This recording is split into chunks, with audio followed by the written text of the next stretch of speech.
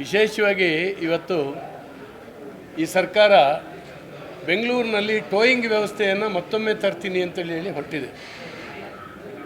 22ನೇ ಇಸ್ವಿನಲ್ಲಿ towing ಮಾಫಿಯಾದ ಕೈಗೆ ಸಿಕ್ಕಿ ಭಾಳ ಹಿಂಸೆಯನ್ನು ಜನ ಅನುಭವಿಸ್ತಾಯಿದ್ರು.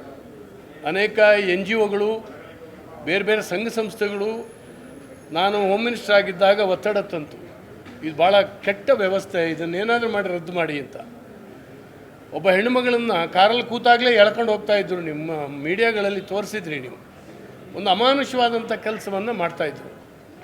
ಮತ್ತು ಎಲ್ಲಕ್ಕಿಂತ ಹೆಚ್ಚಾಗಿ ಪೊಲೀಸ್ ಅಧಿಕಾರಿಗಳೇ ಈ ಟೋಯಿಂಗ್ ಕಾಂಟ್ರಾಕ್ಟನ್ನು ಅಪ್ರತ್ಯಕ್ಷವಾಗಿ ತೊಗೊಂಡಿದ್ರು ಅವತ್ತು.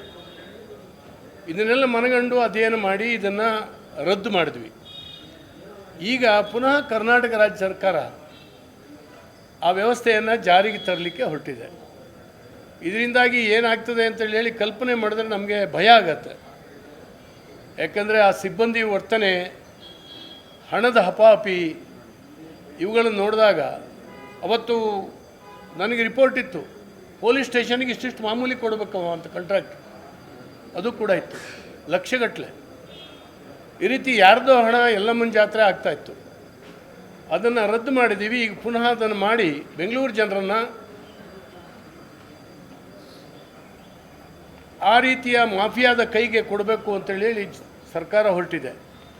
ಮತ್ತು ಈ ದಂಡ ವಸೂಲಿ ಇಡೀ ರಾಜ್ಯದಲ್ಲಿ ನೀವು ಎಲ್ಲಿ ಹೋಗಿ ನೋಡಿ, 112 ವೆಹಿಕಲ್ಗಳು ರಸ್ತೆಯಲ್ಲಿ ನಿಂತ್ಕೊಂಡು ಒಂಥರ ದರೋಡೆಕೋರರು ಮಾಡ್ದಂಗೆ ಮಾಡ್ತಾಯಿದ್ದಾರೆ ವರ್ತನೆ. ಯಾವುದೋ ಒಂದು ಹೆಲ್ಮೆಟ್ ಹಾಕಲಿಲ್ಲ, ಇನ್ನೇನೋ ಹಾಕಲಿಲ್ಲ, ವಸೂಲಿ ಮಾಡು. ಈ ಸರ್ಕಾರದ ಆರ್ಥಿಕ ದುಸ್ಥಿತಿಗೆ ಅದನ್ನು ತುಂಬಿಕೊಳ್ಳಲಿಕ್ಕೋಸ್ಕರ ಈ ದಂಡಗಳು ಕೂಡ ಒಂದು ಸರ್ಕಾರದ ಆದಾಯ ಅಂತೇಳಿ ಹೇಳಿ ಭಾವಿಸಿದ್ದಾರೆ.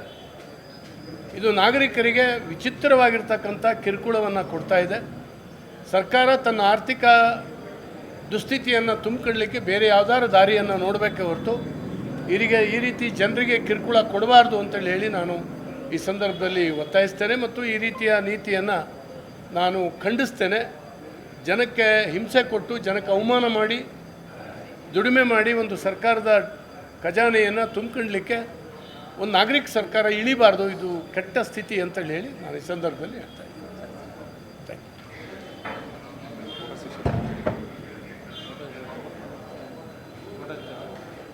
ಹೈಕಮಾಂಡ್ ಬದಲಾವಣೆ ವಿಚಾರನೆಲ್ಲ ಹೈಕಮಾಂಡ್